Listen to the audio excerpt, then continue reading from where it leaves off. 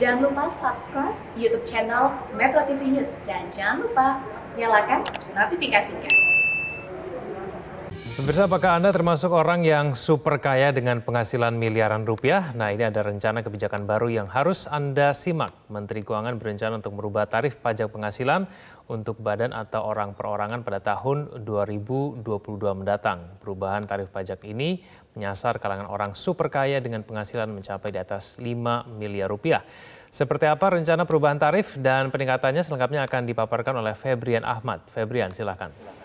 Benar, orang super kaya di Indonesia harus bersiap karena pada tahun 2021 Menteri Keuangan Sri Mulyani berencana akan menaikkan tarif pajak bagi orang perorangan ataupun badan yang mana ini merupakan kenaikan yang cukup signifikan sampai dengan 35%. Bahkan dalam peraturan yang baru ini ada klasifikasi orang kaya yang baru di mana kalau dalam aturan sebelumnya klasifikasi atau lapisan orang kaya hanya ada 4, namun kini ada 5 lapisan yang harus membayar pajak dan juga menyesuaikan dengan tarif baru yang dirancang oleh Sri Mulyani. Dimulai dari tarif yang paling kecil atau paling ringan, yakni adalah mencapai 5% untuk yang berpenghasilan sampai dengan 50 juta rupiah, kemudian terus meningkat sampai dengan 250 juta sampai dengan 500 juta rupiah.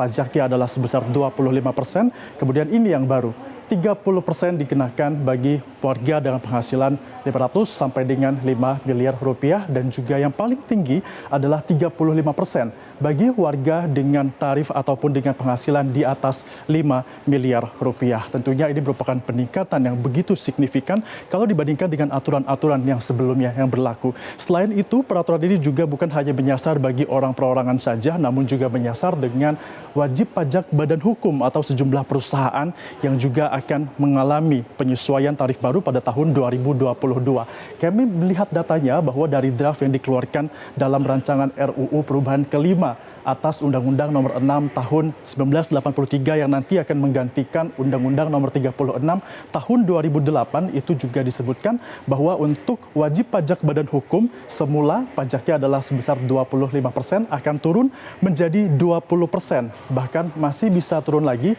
jika memenuhi sejumlah syarat dan juga klasifikasi akan dapat pengurangan 3%. Artinya akan ada wajib pajak badan hukum yang turun sampai dengan 17% per tahunnya. Tentunya dengan syarat yang sudah diatur oleh pemerintah melalui peraturan perundang-undangan.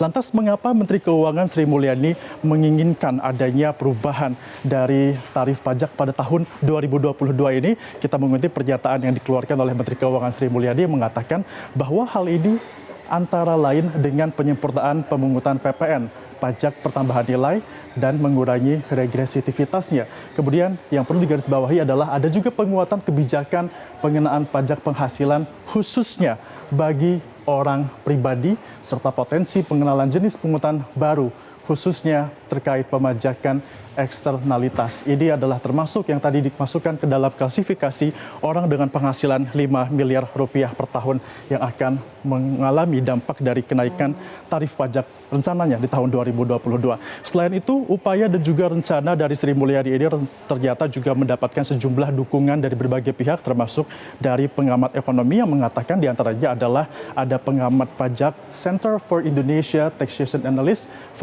Fajri Akbar yang mengatakan bahwa kebijakan ini sangat tepat karena ketimpang meningkat yang super kaya paling sedikit terdampak, bahkan tak sedikit dari mereka yang semakin kaya.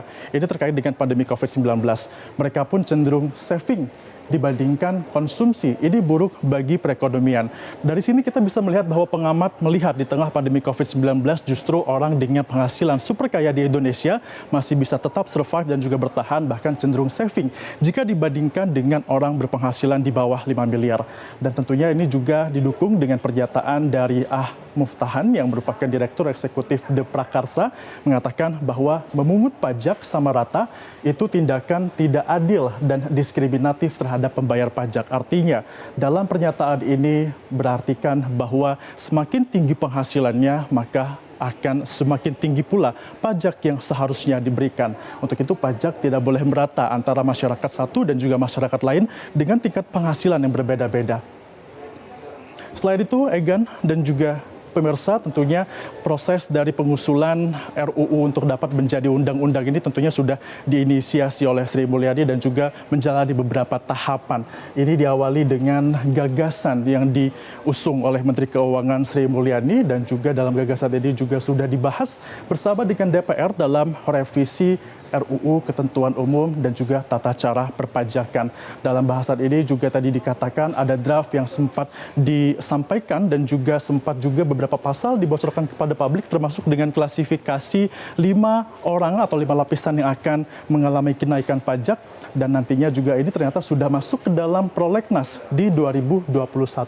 Kemudian setelah semuanya mendapatkan pembahasan begitu mendetail barulah nanti akan disampaikan oleh Menteri Keuangan sebagai pemerintah dalam penyusunan RAPBN tahun 2022 dan barulah jika tidak ada halangan maka perubahan tarif tersebut akan diatur dalam sebuah peraturan pemerintah atau PP yang wajib ditaati oleh masyarakat per tahun 2022. Selain itu, apa sih sebenarnya akibat hukum jika ada masyarakat yang tidak ingin membayar pajak atau melanggar dari aturan yang sudah diatur oleh Kementerian Keuangan pada tahun 2022 nanti. Tentunya akan ada sanksi dimulai dari 2% per bulan. Ini apabila ada keterlambatan untuk mengisi SPT. Kemudian juga ada sanksi denda yang bahkan bisa mencapai 100% dari jumlah pajak. Ini jika ada wajib pajak yang menolak membayar pajak dan juga mengajukan banding. Apabila penolakan, keberatan dan juga bandingnya ditolak, maka mereka wajib membayar denda 100% dari total pajak yang ditagih. Selain itu ada juga sanksi kenaikan pajak yakni 50% sampai dengan 200%, artinya lebih dari 3 kali lipat. Ini bagi wajib pajak yang meskipun sudah melaporkan pajaknya namun melakukan manipulasi data sehingga data dari yang mereka dapatkan dengan data yang ada dilaporkan oleh Dirjen Pajak tidak sesuai, akan ada sanksi kenaikan pajak bahkan sampai dengan sanksi pidana dengan ancaman maksimal 6 tahun penjara. Lantas dengan adanya peraturan ini sebenarnya seperti apa peningkatan pajak yang ditargetkan oleh pemerintah pada 2022 nanti? Ini merupakan target pemerintah selama beberapa tahun terakhir. Pada 2020, pemerintah menargetkan sebanyak 1.198,8 triliun dengan realisasi sebanyak 1.070 triliun. Artinya targetnya lebih tinggi dibandingkan realisasi. Kemudian di tahun 2021, targetnya juga meningkat di mana pemerintah menargetkan adalah sebanyak 1.229 untuk penarikan pajak ke masyarakat. Dan ini masih terus berjalan mengingat sampai dengan nanti akhir tahun. Dan pada 2022 dengan peraturan yang baru ataupun yang akan digagas oleh Menteri Keuangan tersebut nantinya outlook-nya adalah mencapai 1.499,3 triliun atau sampai dengan 1.528 triliun. Ini menunjukkan peningkatan dari tahun sebelumnya, dari 2021 di tahun 2022 sebesar lebih dari 9%.